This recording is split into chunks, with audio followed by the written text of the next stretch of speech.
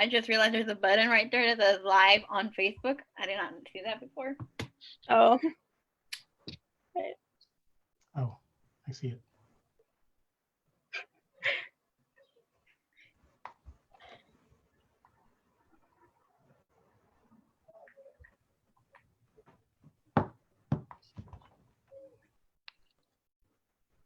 And we are live. Great. So thank you, everyone. Hello, my name is Vince Harper, and I am the Director of Community Engagement for Community Action Partnership of Sonoma County.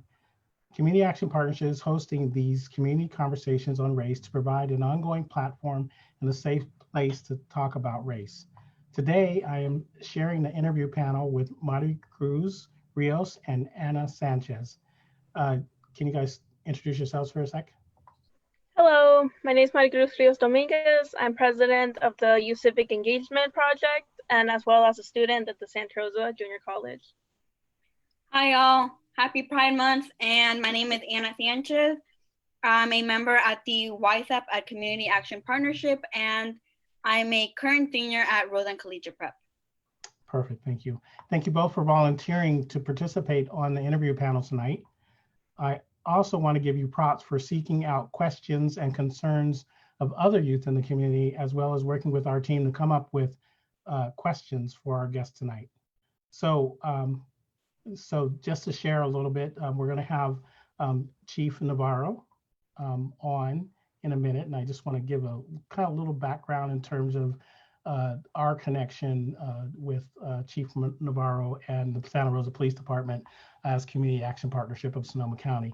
So we have a history of partnering together on a number of events and activities throughout the year. So one of the primary ones that we work with the Santa Rosa Police Department on is the South Park Day and Night Festival, which happens every year around August or September. We're in the September phase, but we will not have one this year.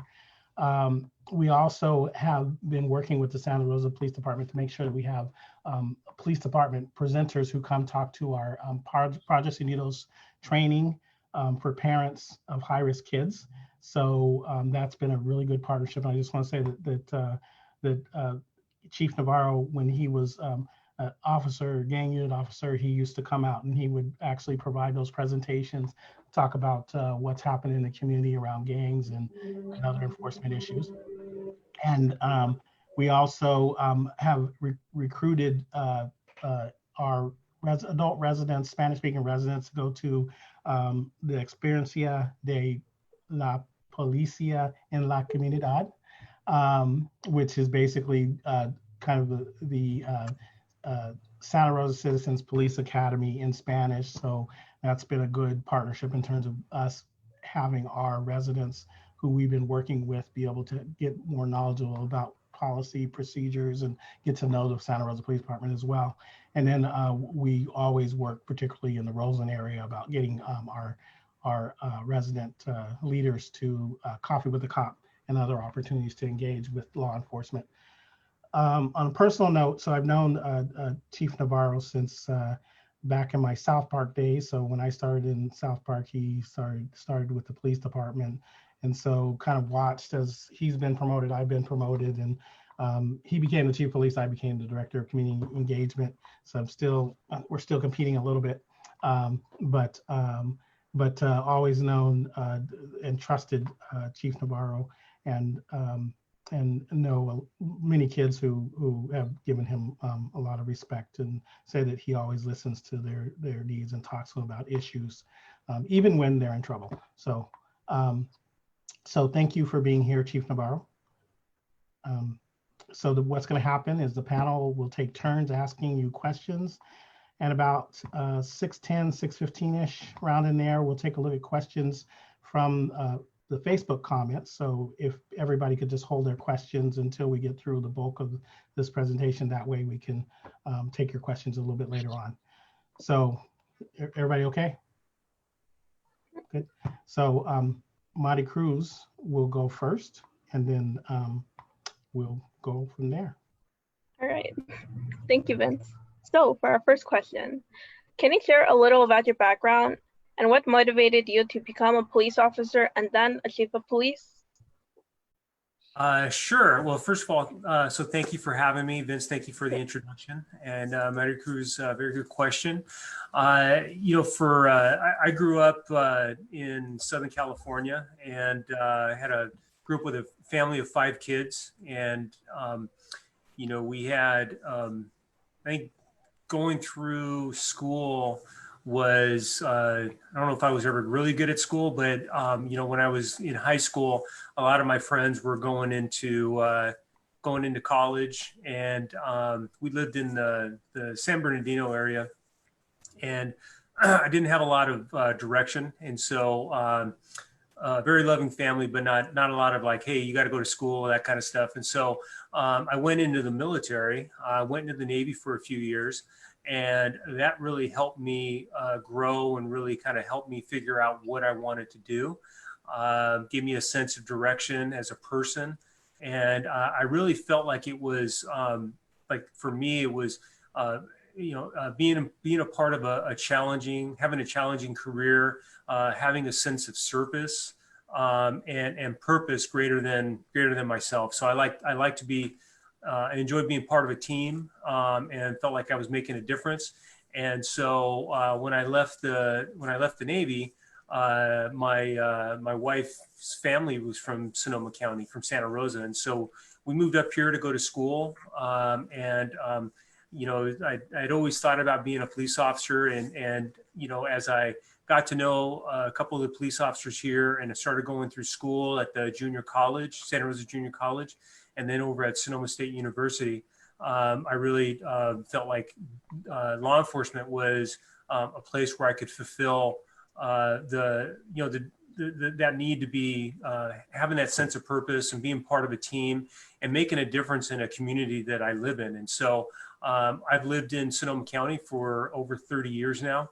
And as I was going to school, I was selected to be a police officer here. And that was about 28 years ago. The police department put me through the academy. And so it was a great journey just getting there. And it was definitely an organization that has blessed me through the years. And so I've had a lot of opportunities to do a lot of different things. Some of the, there's exciting things that go on, and then there's things that, you see a lot of trauma and a lot of things that go on that, is really, it's, the terrible pieces of what happens. And so, but it's been rewarding to be able to be a part of trying to help solve problems, seeing young people that, I've either helped or even had to arrest at times, but seeing them 5 years later and seeing them, back on their feet and, with a family and a job, those are the rewarding things that I've seen. For me, I've had a lot of opportunities that has given me opportunities to really work with the community. And like Vince said, we've been working really closely with Community Action Partnership and several other nonprofits. And every step that I've taken has allowed me to, have a greater opportunity to work with the community, and gives me a greater opportunity to really kind of put my stamp on, the officers that I lead. And so as a sergeant, I got to lead some teams. Then as a lieutenant, and then as a captain, you had greater opportunities to have more influence, both within the department and in the community. And a couple of years ago, so I became the chief about 1 year ago, but about a year and a half before that, or 2 years before that, I decided I need to go back to school to get my master's degree. And so I started doing that. And then I really started getting involved with some other leadership classes, and really felt that, with how can I best impact the community and the police department. And I knew that the chief was going to retire. And so I decided to put my hat in. I felt that was the best thing. And, I firmly believe that, you're put in a specific spots and positions for a reason. And I felt that, if that was if that was my purpose, that it would happen. And so I felt that it was really important to take that next step. And so I was selected, and, we've gone through some very trying times over the last year, but, we have an opportunity now to really be able to have a significant impact on the community and my staff. And so I think for me, the biggest piece of moving to the chief of police position was to make sure that I had the most significant impact at this time in my career after 28 years in law enforcement. Thank you.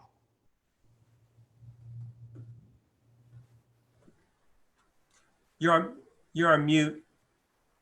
I'm sorry. Okay. All right. All right. Thank you for that. All right. Next question. Can you tell us your thoughts about the killing of George Floyd? Yes. I guess one word sums it up, that for me would be horrible, right? I don't think that there's one person that I've met that looks at that and thinks that that was okay. For me, and I know for the people at the Santa Rosa Police Department, it was a terrible thing. That is, again, not something anybody that I know of that approves of it. That officer made a terrible decision. And, when I look at it, even if there was a reason if there's a reason to arrest somebody, then we have to make the arrest. But once we make an arrest, that person goes into the care of that particular officer. And it's very clear that care was not taken. And so there was an abuse of his authority there. And so there was no dignity of human life, no respect. And so, it really, I've spoken with chiefs across the state and spoken with our staff here, and everybody believes that, firmly believes that that was a horrible thing. It was preventable and should have been prevented. And so, the chiefs that I talk to and what we do here, we do everything we can to be able to prevent something like that to happen. That technique is not something that we have here at the police department. And again, it was a horrible event, a tragic death, and it's not anything that anybody that I know approves of, whether it was friends, my family, or here at the department. Thank you.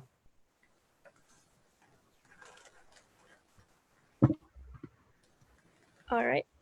How do you respond to those that say that police are more likely to arrest, mistreat, and kill Black men more often than their white counterparts?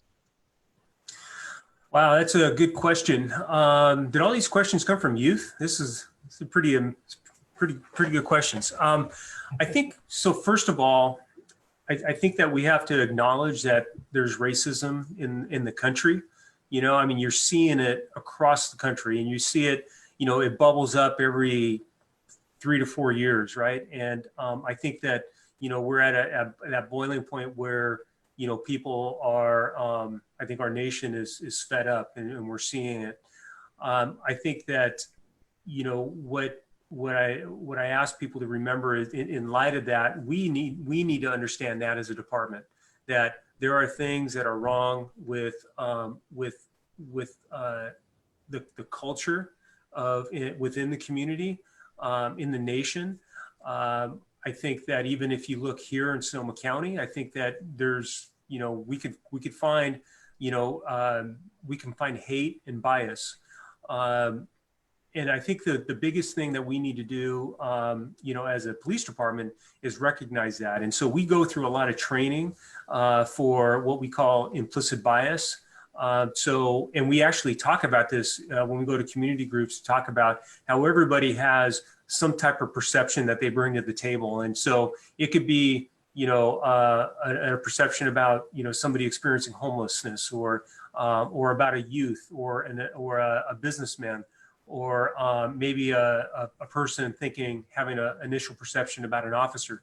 We all have different biases that come to play, and we just have to be able to figure out how do we control that and understand that as we go into different environments and talk, when we go to different groups. So, there is racism. I can tell you that, here in Santa Rosa, I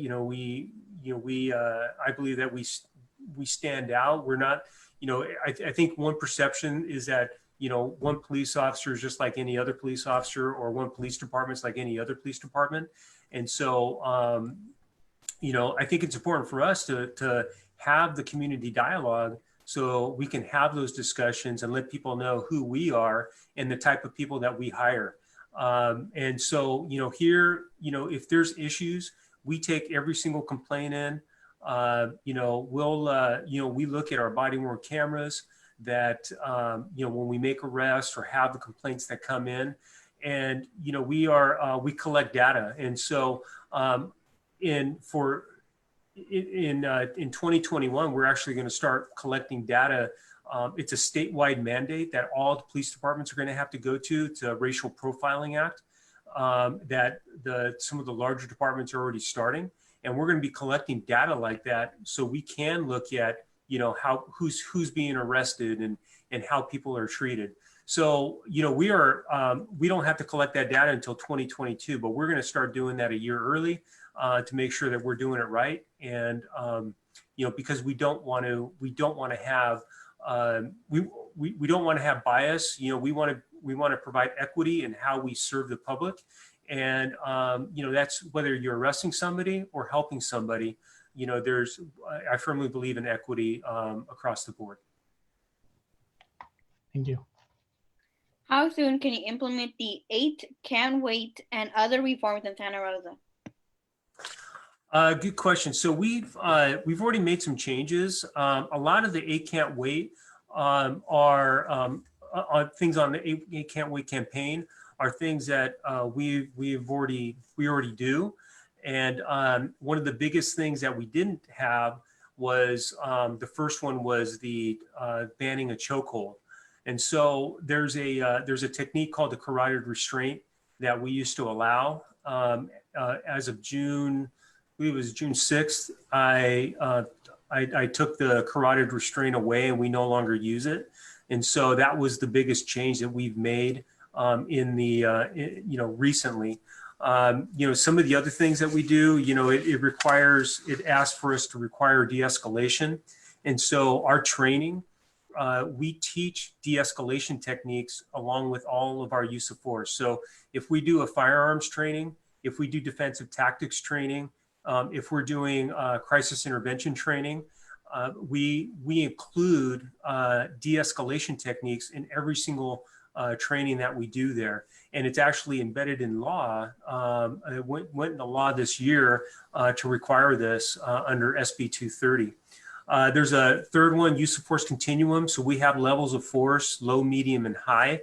And so we have that. And we train on those different levels of use of force and how to be able to escalate and de-escalate when appropriate. And so our biggest concern, our main takeaway, and I just talked to a bunch of cadets up at the academy, is that, we want people to comply. And we want to use the lowest level of force possible. So we have the low, medium, and high levels to help us gauge that. We already, we are requiring warnings before shootings. So if feasible, it's not, sometimes things may happen in a split second. But if we can, we're going to warn people of who we are, announce who we are, and warn that we're going to use deadly force if that's the case. So when feasible, we're going to do that. We don't shoot at moving vehicles. That's another one.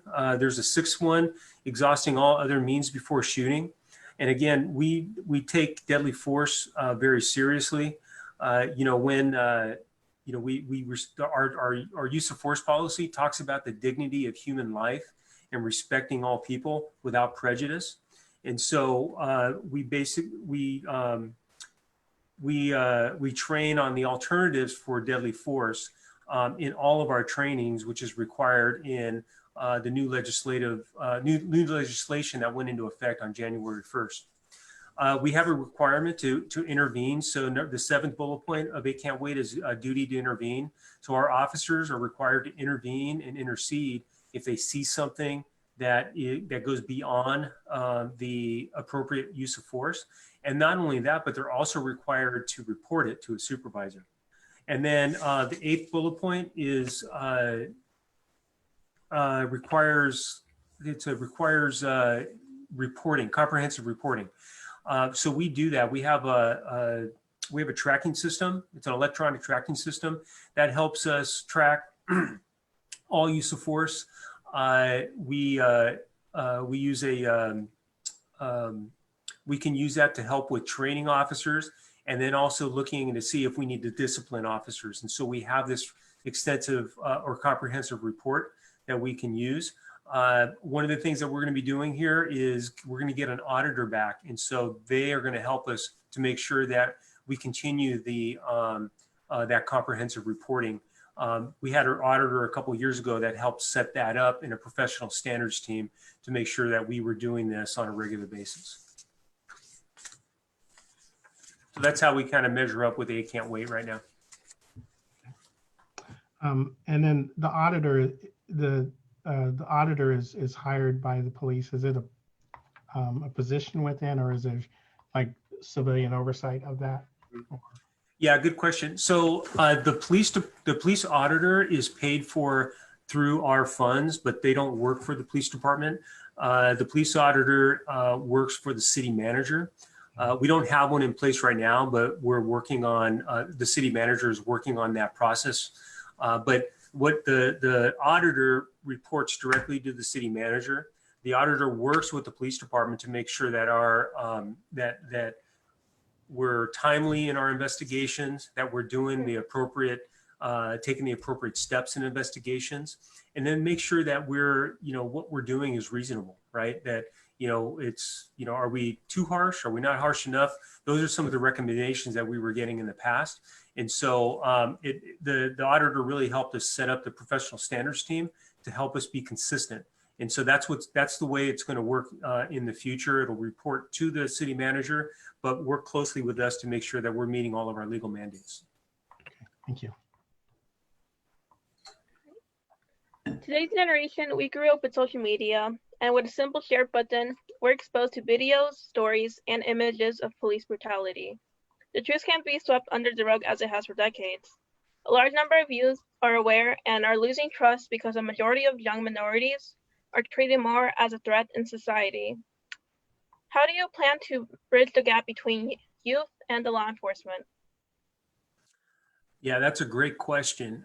So I think, we're gonna do what we have been doing. We're gonna do more of it, right? We've been working very closely with nonprofits, especially with CAP, with CHOPS and like SAY, and we worked. We try to bridge that gap. We have school resource officers, and we work very closely with the youth there. We help with portfolio days at like RUP, and we do a lot of. We're involved in mentorship programs. We have some of our officers are mentors to students in the different school districts. I think the biggest thing that we need to do is doing what we're doing right now, right? So listening and having these discussions with youth, hearing what you guys, what the youth wants and is asking, because I think sometimes, I think in any business, adults have they're really good at saying, this is what we're doing, right? And thinking that, well, that's exactly what the message should be. But I think it's important more than ever to hear, well, what do you think is important?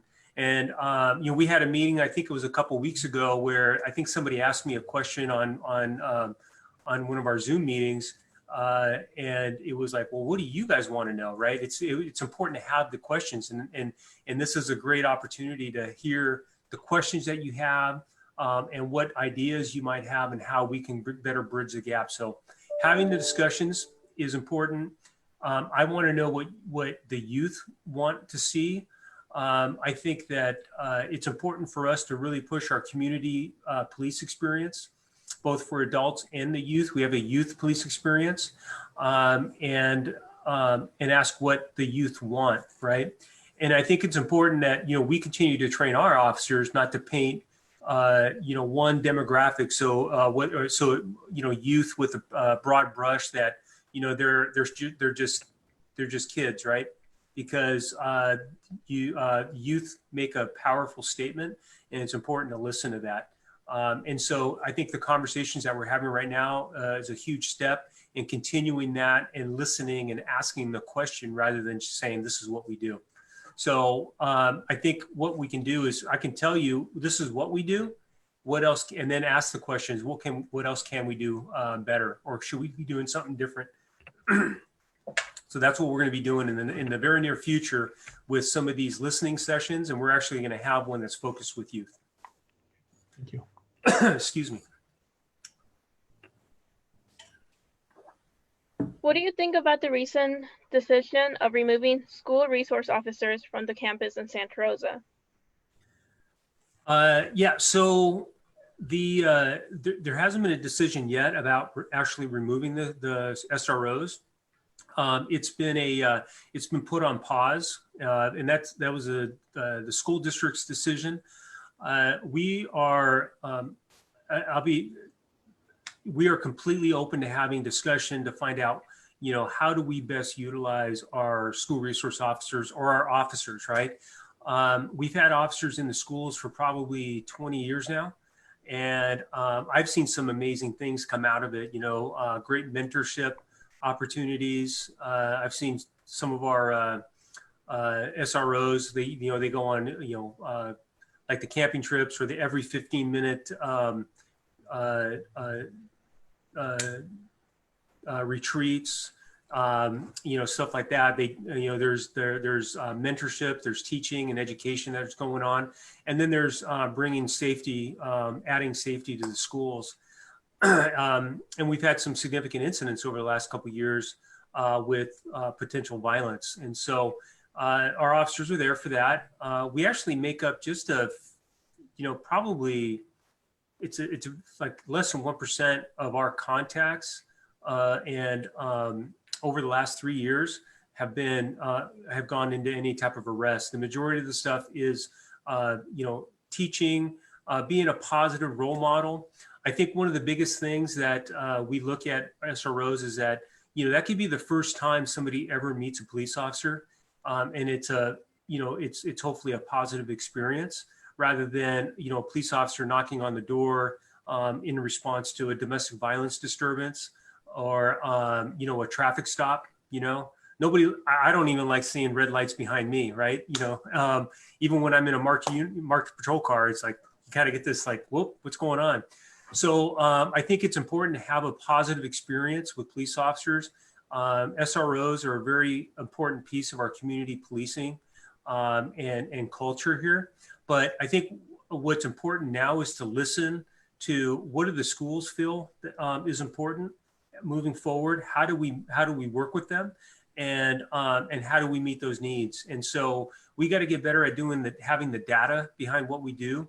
And so we're committed to that. We're committed to having the conversations to see, what does a program look like in the future, and willing to work with the school district and with the youth who are going to school and find out what do they think is important.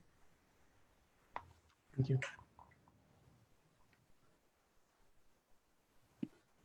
What are ways in which the youth and other community members can be involved with the police department, such as volunteering? Yeah, that's a good question. So we have an adult program called Volunteers in Policing. So you have to be an adult to be a part of that program, but you go through a kind of like a mini academy. You go through our community police experience, and then you go through some additional training. You go through a background to make sure that you're a good fit. Because we want people who are willing to serve, and there's different pieces that you can do. So we have volunteers who help us out inside the department filing paperwork. And then we have other volunteers who help out with, if there's a traffic accident, they help with traffic control. They help us out with community engagement, and they help us out with doing vacation checks at houses that people are out on vacation. So there's a bunch of different things that they help us out with, and they do thousands of hours worth of work in just non-paid status. So it's a huge resource, and it's a benefit for us in the community. So I would encourage people who are over 18 to look at that program. For youth, I really encourage our youth to volunteer or to sign up for our youth community police experience. We do it in the summertime now. It's kind of hard right now with COVID, but we're trying to figure out what that looks like maybe in the fall. It gives you a week-long class to really understand, what we do here at the police department. How do we serve the different teams that we have and specialty assignments, and the different training that we go on. And it gives you an opportunity to see what our use of force is like, and to talk about it with a use of force instructor or a detective working violent crimes. So I think that's probably the biggest way. And then if you see an officer, I think the other thing that to be involved with is, if there's something going on at the school, to be involved with that, and to have that connection with whether it's a school resource officer or an officer in your particular neighborhood, and then going to coffee with the cops, those type of experiences. And then the other big thing is we're doing these community listening sessions. When I became the chief, I had 5 listening sessions for the public, throughout the community. We have over 175,000 people who live in this community. Only about 65 came to these listening sessions. And so, it's important to get involved. Anytime you see a city council meeting or a listening session or an opportunity to get involved with your specific group, I think I would really encourage you to do that too, because that's where we hear all the great feedback when people get involved in those sort of ways. All right, thank you. Next question. How much money goes into funding the police in Santa Rosa? What do you say for those who are calling communities to defund the police? So we just got approved for our budget just got approved, and it was about a $2.3 million request, but we didn't get it all. So we got about just over $1 million, and that most of that goes towards benefits and salaries. 50 to 60% of our funding goes to mandated work. So that's dispatchers taking calls or dispatching officers to calls, and then our first responders going to a call for service. And so the majority of our funding goes there. The rest of our funding goes towards also paperwork. So there's required paperwork that has to go along with different calls or reports that we have to do. And so a lot of that goes into that. The other funding goes towards special assignments that are things that we feel is important to maintain a high level of service, like having violent crimes detectives, domestic violence detectives, sexual assault detectives, property detectives, that sort of thing, having a traffic unit to address traffic accidents, that sort of thing. But so we're about 64 million right now. And again, the majority of that goes to responding to calls for service and going to the mandated calls that we have to do. Our mandate is you have to take 911 call, you have to take calls, you have to respond to calls, and you have to take certain reports. And we have to do all of that. And then the majority of our budget goes to making sure that we're addressing all of that. And then the rest of it goes to the specialty assignments that enhance our response to crimes that happen. The defunding piece of it. So we're open to having the discussions about how we are, how we best utilize our funds, our budget. I think that, you know, there's a lot of discussion right now about how police officers are taking on too much, right? We're social workers, we do a lot of other things. I don't necessarily disagree with that. I think that there's been other funding that's been taken away from mental health,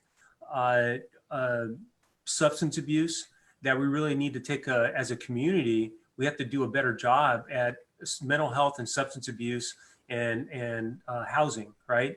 We have to do a better job there. And if we do a better job there, then, you know, we can start looking at how do we reduce the amount of calls that the officers go to.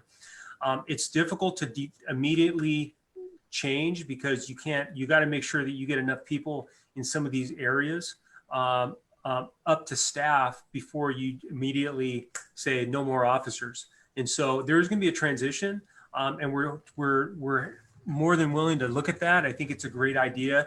It's always good to look at what we pay for, and it's important to be good stewards of our resources. And so we're going to be working really closely in the next few months about what that looks like and how do we transition some of the mental health and some of the substance abuse issues that we can maybe switch over to another organization. What is your opinion of the use of rubber bullets on peaceful protesters? And what about the unnecessary militarization of police in Santa Rosa? So, that's been a big topic here in Santa Rosa because of what had occurred earlier in June. I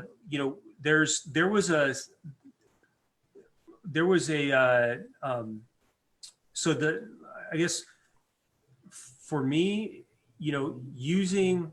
using force during a peaceful demonstration does not meet my expectations. However, what we saw, and one of the things that we are trying to do is, it's important to listen, and that's what we're trying to do right now, is listen to what is going on and why is there so much, why is there anger? And there should be anger because we recognize and I acknowledge that there's racism and there's institutional issues throughout our nation and in our community, and we have to do a better job at those things. During the protests, there was a piece where it was peaceful at the very beginning, and then as the night came on, there was a change in people that were out there and what was going on, and we were seeing a lot of sideshows, things being thrown at people. We saw assaults, cars going into crowds, also. Vandalism and smashed windows, graffiti, and looting. And so those are the things that we're trying to stop. And so there was a different environment at night than it was at the beginning of the protests. So we don't want to use we try to stay away at the beginning when the protests are peaceful or when people are demonstrating in a peaceful way. But as things change, that dictates our response. And I think we've shown in Sonoma County and in Santa Rosa over the past 8 years, we've had hundreds of demonstrations that have been largely peaceful, and we can do that. And I think that we've shown how we can respond to peaceful demonstrations. There was we are gonna look at our reports. We're gonna engage the community. We're gonna report back on what we've found over the last several weeks, and then we're gonna make any revisions that we think we're gonna make any revisions that are necessary to make changes to make sure that the community's safe. And when I say community, I mean both the people who are demonstrating, the officers who are there, and people who are own stores or might live in the different neighborhoods. It's important to look at safety as a whole. Thank you. Thank you. I don't know, did you address the militarization, which is the word I cannot say, Oh, of the in Santa Rosa? yeah. So somebody mentioned I keep hearing that we have a tank. We don't have a tank. We do have there's a rescue vehicle that the sheriff's department has that we'll use we have a tactical situation or something, but it's not a tank. The militarization, we do a lot of training on how to respond to violence.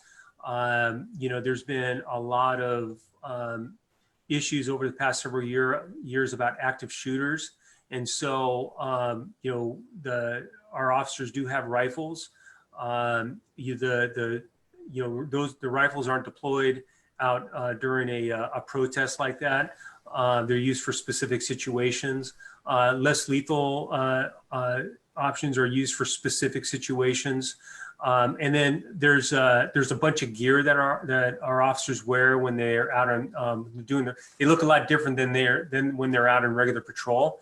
And those are in case rocks or bottles or in some sense fireworks are being shot at them. It protects them.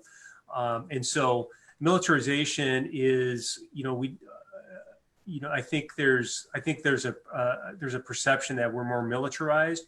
We do have weapons that we do have for certain situations, but they're not out and about all the time. They're for we try to use specific tools and equipment for specific situations, and it's not an all out. Hey, we're going to drive an armored or rescued vehicle down the street, for normal patrol, stuff like that. So we don't do that. But again, we have to, I think we always have to do a better job at how do we deploy these things? What does it look like? And those are things that we're constantly reviewing and evaluating. And we send officers to training on what's the best practice in whatever we're doing. And so we're continually trying to train on, again, do we have to use this particular equipment, or can we de-escalate a little bit and not have to use those things? And that's why at the beginning of protests, we try to stay completely out of the area and allow people to peacefully demonstrate. And then the use of tear gas, is that considered to be military, or is that, how would you characterize that use of tear gas during? Yeah, so tear gas, I've heard people have asked about how tear gas is it's against the Geneva Convention. It's actually written in the Geneva Convention that it's not to be used in war, because when you deploy called chemical agents, you don't know what's being put out there, right? Because there's in the past there's back in the in the wars, it's mustard gas or all this stuff. And so it's actually spells out that it's specifically used for riot control. And so it is a tactic that is used. We did use it. And again, we're evaluating how we used it and what happened. But when we use it, it's to be used when there's we're not able to have people get people to leave and there's violence going on. That's when chemical agents are used, or it's called CS gas. So. Okay, thank you. Thank you. Next question.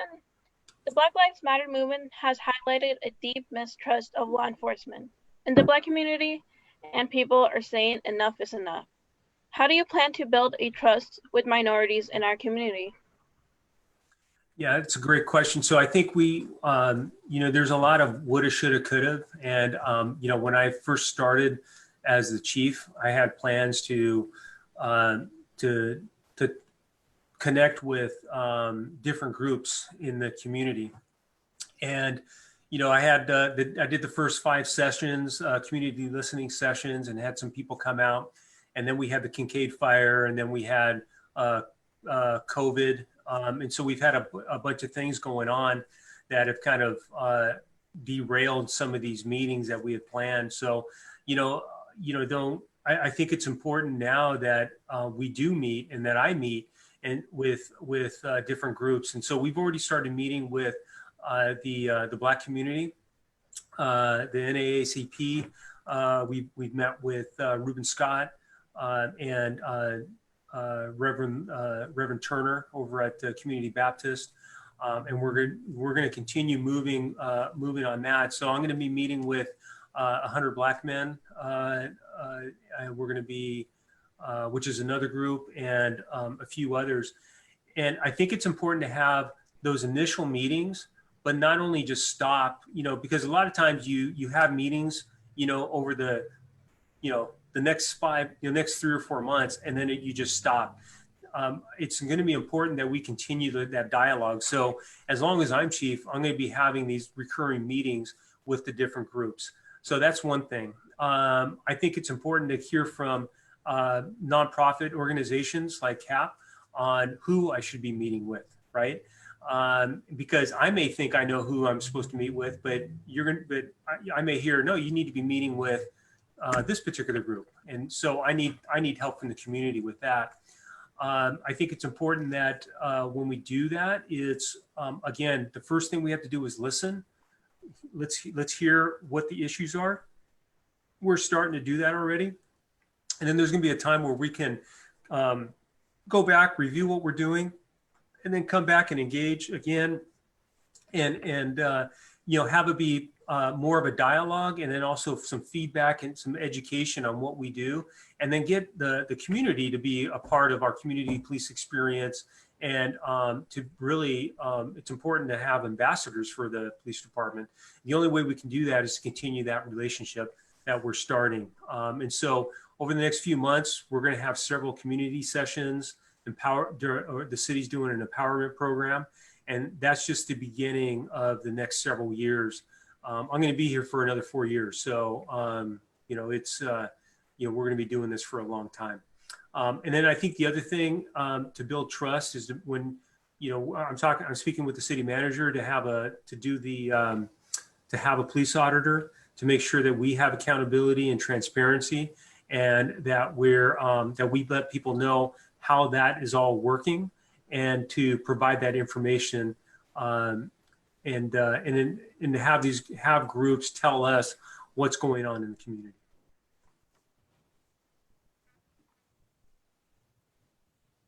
Regarding the Black Lives Matter protests, locally, someone was quoted as saying, in quote, "Police officers should be marching with us. We're at a protest that has to do with police brutality, and yet police are starting to act aggressively with the crowds. We would all feel comfortable knowing that they are with us and not against us. It's scary to see officers in bulky uniforms with a lot of weapons carried next to them. That makes us feel unsafe. We would prefer if the police marched alongside us without the bulky uniforms and without the excessive guns. Although some officers took a knee with us, it wasn't enough. Why can't the officers actually march with us and hold signs with us? That would make us all feel better and more safe." End quote. How would you respond, and are there any alternatives to the use of rubber bullets and tear gassing, considering that the youth are at the forefront of the protests?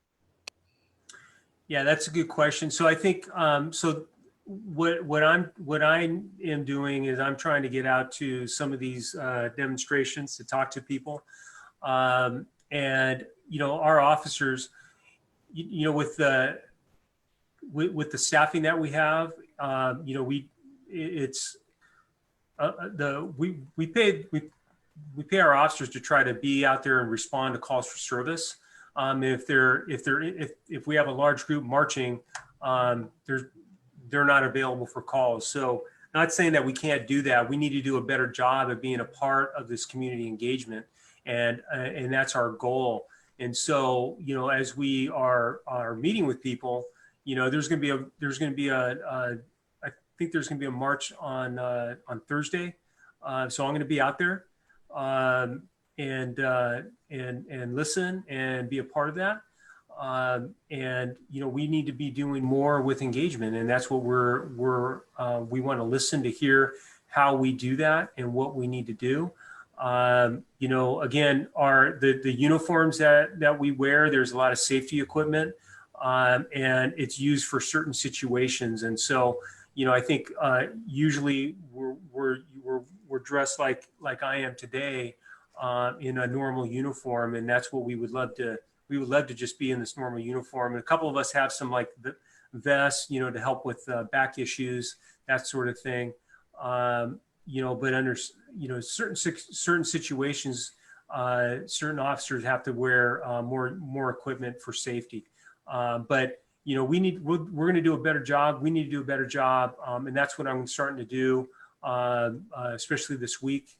Getting out there and working with the groups who are putting on the protests. And I met a couple times with a couple of other leaders, and those are things that we need to continue to do. Okay, thank you. Thank you. A majority of youth have heard adults such as parents, teachers, police officers saying you need to be held accountable for your behavior. Yet those who are sane do not follow their own precepts. For example, breaking the law, not wearing your mask, hurting someone even though it's not necessary. We don't have the same control as power as you. So how can we hold you and police officers accountable for using cameras, wearing masks, treating people with respect, and not harming people? Yeah, so, for me, our values are all around, how we treat people, right? Both internally and externally. So number one, all of our uniformed officers wear body worn cameras. I have one. If you say I have one on right now, we always have them. And if we're going out to a call, they're going to be put on. And so if the officers are not wearing them, then we address that, and we have addressed that in the past. And it was, when we first got them, it was a little bit, it was a new thing, and not everybody, there was a transition, but everybody, I think in our department, actually, they don't like going out without the camera, because I think it helps, to be honest, it helps officers, treat people better. And I think it makes people treat officers better, right? I mean, complaints go down, use of force has gone down, and the cameras are a tremendous tool. It's so if you have a complaint, I tell everybody, call us, email us, let us know. We look into every single complaint, and the first thing we do is go to the body worn camera and see what's on there. And if the camera wasn't on, that's an issue. It doesn't meet my expectations, and we're going to address that. If you see something, if you see something, say something, right? So if somebody's, if you see something and you want to videotape it, record it on your phone.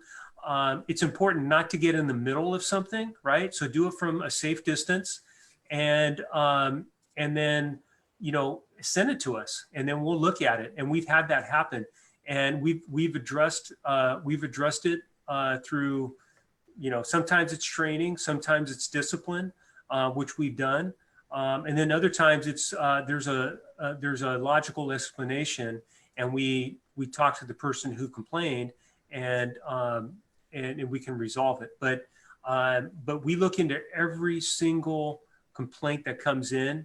And I encourage you, if you see something, you're not too sure about it, you think something's weird, you got to let us know about it. And I'm okay with you recording it and sending it to us, and we'll look into it.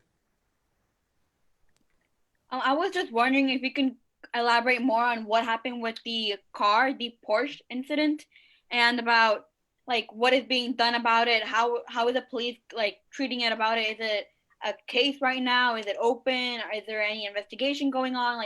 Can you just elaborate more on what's being done about the Porsche itself, and is there lawsuits going on, are there any protesters that were injured, and are they being treated, and so on? Yeah, so I don't have, to my knowledge, there were nobody was injured. I mean, I was told nobody was injured. We actually looked around for victims that night, and it's an open investigation, so I can't go into too much. We're actually still trying to reach out to people who either have video, who have called in to talk to investigators. And so it was assigned to our violent crimes team. So we're taking it very seriously. But there's a lot of people that they're talking to. And so it's an open investigation. It's not shut yet. And you know, we are talking to people. There was nobody went to the hospital, and I'm not aware of any significant injuries that had occurred. But it's an open investigation, and our detectives are dealing with that right now. And there's a lot of comments going on, as you can imagine. So I'm trying to go through these. And I think this is an easier one. Have you met with the Sonoma County Human Rights Commission? Yes, I did. Okay. Well, I met with two representatives and some people who were involved in the protests. So the mayor and I and Supervisor Hopkins met with the two representatives and the group to listen and hear their experience and how they felt. Okay, and that went well, or? Yeah, I think the biggest thing that we need to do is listen, right? And it was like, you know, I'm not gonna sit and I don't want to defend, you know, try to sit here and get into an argument. I think the biggest thing right now is to listen and hear what people have to say, and then go back and say, what did we do, right? And what's going on? And so we're doing that right now. And you know, there may be some things that we'll be able to explain. There may be things that, you know, we're going to continue to look into. But right now it's a time of listening and understanding. And so that particular meeting was probably, I think it was an hour and a half. And it was probably 5 or 6 individuals and the 2 Human Rights Commission representatives. And I thought it went real well. Okay, thank you. So someone is asking, any plans to ban tear gas and rubber bullets? So that's one of the things that we're looking at as far as, you know, we're reviewing all of our policies, and we're gonna, you know, again, engage with the community through all these different meetings that we're doing, and then we're gonna come back and review what we have. And so we're looking at how our equipment's used and when we use it and when we're not supposed to use it, and so we're evaluating those as we speak. Okay, thank you. Sorry, there are a lot of comments.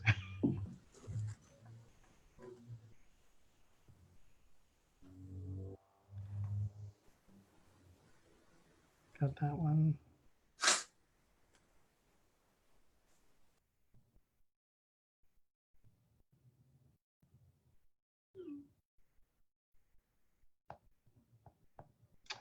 Okay, got a lot of dead air, sorry.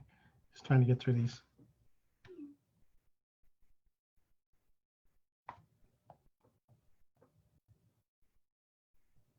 So, so question for our interviewers: do you guys feel safe with Chief Navarro as a chief? I guess. So that's for you two, Anna and Marycruz. So I actually, in a way, I'm putting it out there as a minority, as a woman of color. I personally, obviously, I'm a little scared of the police, but with Navarro, I actually have known Rainer Navarro for about a couple of years. I believe about 7 years now. We're about to go on to 7 years. I met Mr. Navarro back when he was, I believe, a lieutenant.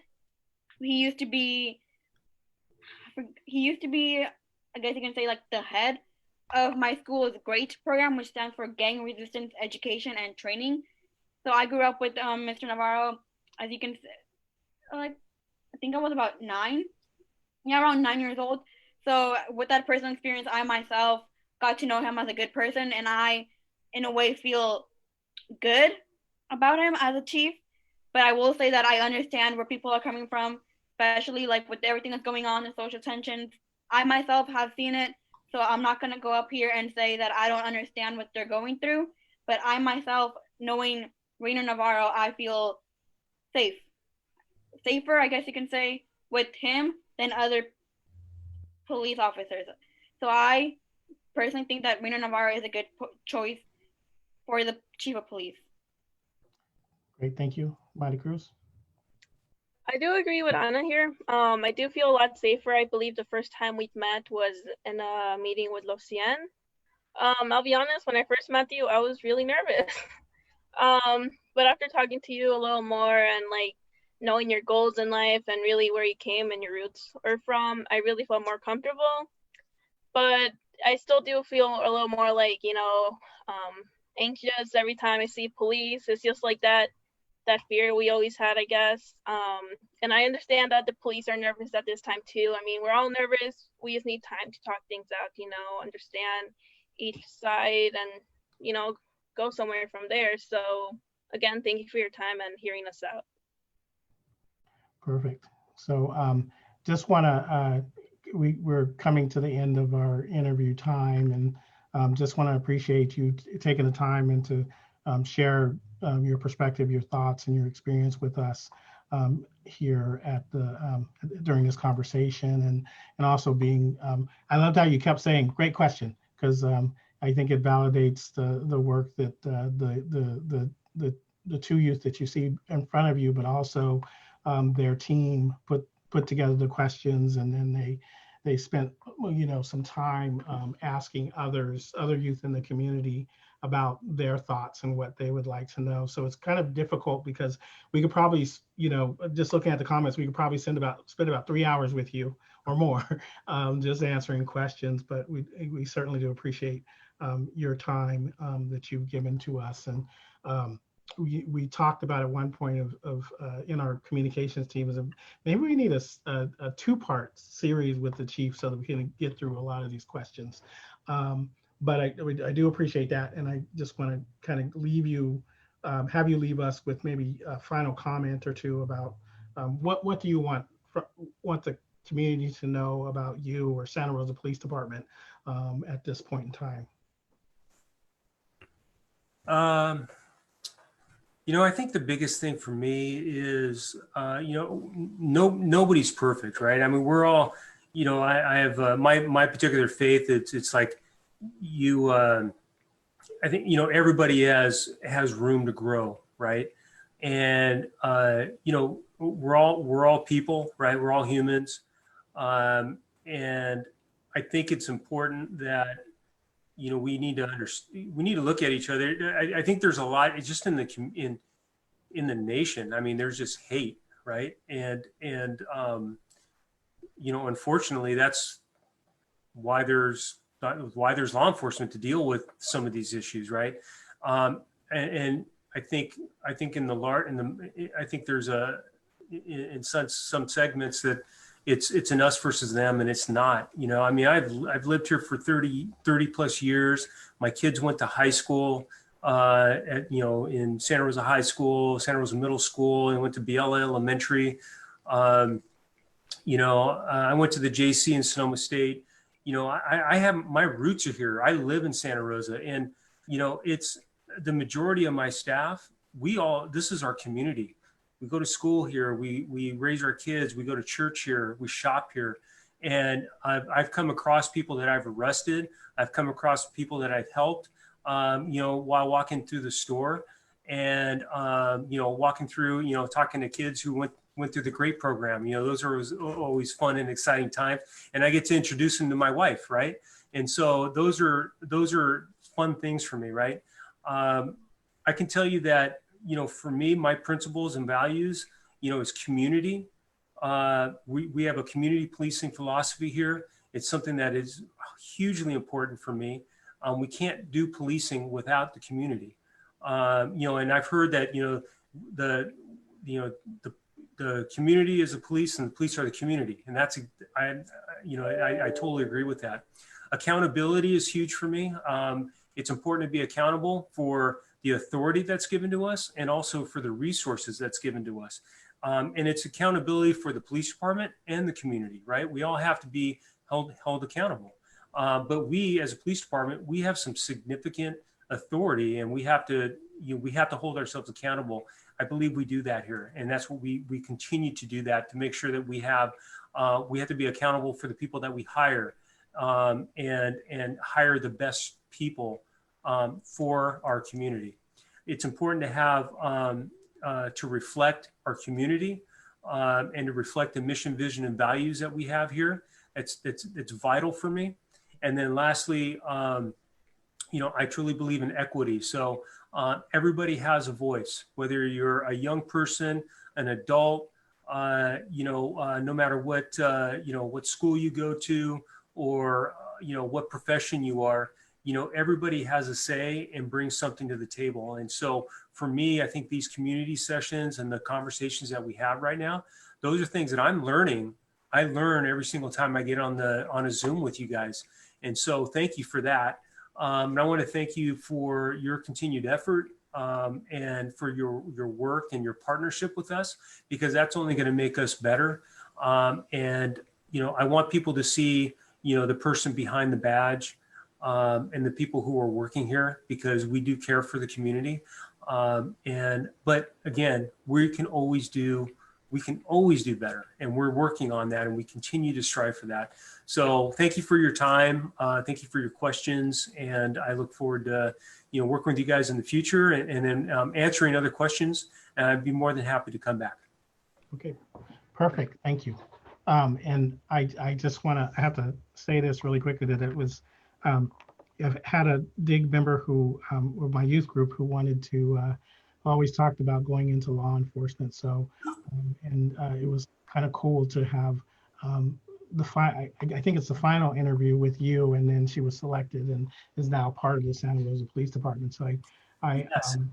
Well, we have, so we have, so there's one person who came from your program who works for the fire department as a community engagement person. And then we have another person. She works here as one of our field evidence technicians, and I got to hire her on this last year. So it's super exciting for me. I would love to get 20 more people from either the great classes or from CAP or something like that to come on to the police department. Great, thank you. So I think we're going to ask you to, if you have a couple more minutes, that after the broadcast, so we want to just have a little couple minute session if you have time.